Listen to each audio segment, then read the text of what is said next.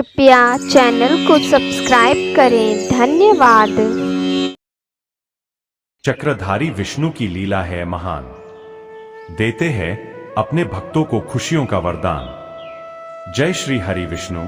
हम सभी भक्तों पर सदैव ही अपनी कृपा बनाए रखें। मित्रों, आप सभी को पुण्य फलदायिनी देवशयनी एकादशी की हार्दिक शुभकामनाएं।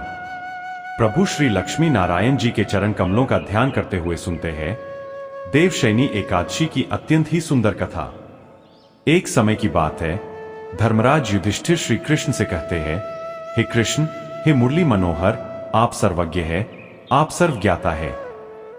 मेरे मन का यह संशय दूर करे और बताएं कि आषाढ़ मास के शुक्ल पक्ष की एकादशी का क्या नाम है, इस व्रत की कथा क्या है और इस व्रत की विधि क्या है, यह सब मुझे विस्तार पूर्वक बतलाइए। श्री कृष्ण कहने लगे, हे धर्मराज युधिष्ठिर, तुमने मनुष्य कल्याण के लिए बहुत ही उत्तम प्रश्न पूछा है। मैं आपको इस एकादशी व्रत का महात्म्य कहता हूं, सो आप ध्यान पूर्वक सुने। आषाढ़ मास के शुक्ल पक्ष की एकादशी का नाम देवशयनी एकादशी है। इस एकादशी के दिन भक्तों को सुबह जल्दी उठकर दैनिक क्रिया आदि से निवृत्त होकर स्नान करना चाहिए। इसके बाद घर के मंदिर में धूप दीप प्रज्वलित करें और मेरे स्वरूप यानी कि भगवान विष्णु का गंगा जल से अभिषेक करें। भगवान विष्णु को पुष्प और तुलसी दल अर्पित करें, आरती करें, भगवान को भोग लगाएं और साथ ही माता लक्ष्मी की पूजा भी करें।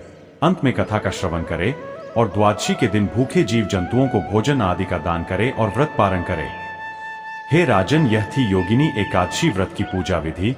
अब मैं आपसे इस व्रत की कथा कहता हूं। आप इस कथा को प्रसन्न चित्त होकर सुने और कथा को पूरा सुने, क्योंकि राजन, आधा अधूरा ज्ञान किसी काम का नहीं होता। धार्मिक मान्यताओं के अनुसार सतयुग में सूर्यवंश में मांधाता नाम का एक चक्रवर्ती राजा हुआ करते थे। राजा अत्यंत ही सत्यवादी, महान और प्रतापी थे। वह अपनी प्रजा का पुत्र की भांति पालन किया करते थे। उनके राज्य की प्रजा धन धान्य से, भोजन, वस्त्र आदि सभी चीजों से बहुत सुखी थी। उनके राज्य में आज तक कभी अकाल नहीं पड़ा था, किंतु भविष्य में क्या हो जाए यह कोई नहीं जानता। आठ वे भी इस बात से अनभिज्ञ थे कि उनके राज्य में शीघ्र ही भयंकर अकाल पड़ने वाला है। एक समय उस राजा के राज्य में 3 वर्ष तक वर्षा नहीं हुई और अकाल पड़ गया। इस अकाल से चारों ओर त्राही त्राही मच गई। वर्षा के अभाव से, अकाल के प्रभाव सभी प्रकार की फसलें नष्ट होने लगी। भोजन और पानी के अभाव से अब धीरे धीरे प्रजा मरने लगी थी।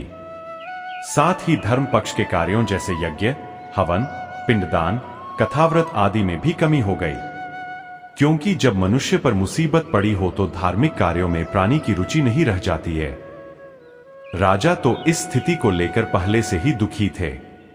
एक दिन प्रजा ने राजा के पास जाकर अपनी वेदना की दुहाई दी और कहा कि हे राजन, आप हमारे पालन पोषण करता हो, आखिर हमने ऐसा कौन सा पाप कर्म किया है जिसका दंड हमें इस रूप में मिल रहा है? राजन, कोई ऐसा उपाय बताओ जिससे प्रजा का कष्ट दूर हो सके। राजा मांधाता कहने लगे कि आप लोग ठीक कह रहे हैं। वर्षा से ही अन्न उत्पन्न होता है और आप लोग वर्षा न होने से अत्यंत दुखी हो गए हैं। मैं आप लोगों के दुखों को समझता हूं। ऐसा कहकर राजा कुछ सेना साथ लेकर वन की तरफ चल दिया। वह अनेक ऋषियों के आश्रम में भ्रमण करता हुआ अंत में ब्रह्मा जी के पुत्र अंगिरा ऋषि के आश्रम में पहुंचा। वहां राजा ने घोड़े से उतरकर उन्हें साष्टांग प्रणाम किया। ऋषिवर ने आशीर्वाद के उपरांत राजा से उनकी कुशलता पूछी और फिर जंगल में इस प्रकार से भटकने व अपने आश्रम में आने का प्रयोजन जानना चाहा। तब राजा ने हाथ जोड़कर कहा, महात्मन, सभी प्रकार से धर्म कार्यों का पालन करता हुआ भी अपने राज्य में दुर्भिक्ष का दृश्य देख रहा हूं। मेरे राज्य में अकाल पड़ गया है, इससे प्रजा अत्यंत दुखी है। राजा के पापों के प्रभाव से ही प्रजा को कष्ट होता है, ऐसा शास्त्रों में कहा है। जब मैं धर्मानुसार राज्य करता हूं तो मेरे राज्य में अकाल कैसे पड़ गया, इसके कारण का पता मुझको अभी तक नहीं पता चला है। आखिर किस कारण से ऐसा हो रहा है, कृपया इसका समाधान करें। मैं आपके पास इसी संदेह को निवृत्त कराने के लिए आया हूं। साथ ही प्रजा के कष्ट को दूर करने का कोई उपाय बताइए। इतनी बात सुनकर ऋषि कहने लगे कि हे राजन, यह सतयुग सब युगों में उत्तम है। इसमें धर्म के चारों चरण सम्मिलित है, अर्थात इस युग में धर्म की सबसे अधिक उन्नति है। हे राजन, सब युगों से उत्तम यह सतयुग है। इसमें छोटे से पाप का भी बड़ा भयंकर दंड मिलता है। इस युग में लोग ब्रह्म की उपासना करते हैं और केवल ब्राह्मण ही तपस्या करने का अधिकार रख सकते हैं, परंतु आपके राज्य में एक शूद्र तपस्या कर रहा है। इसी दोष के कारण आपके राज्य में वर्षा नहीं हो रही है। इसलिए यदि आप प्रजा का भला चाहते हो तो उस शूद्र का वध कर दो। जब तक वह काल को प्राप्त नहीं होगा तब तक यह दुर्भिक्ष शांत नहीं होगा। दुर्भिक्ष की शांति उसे मारने से ही संभव है।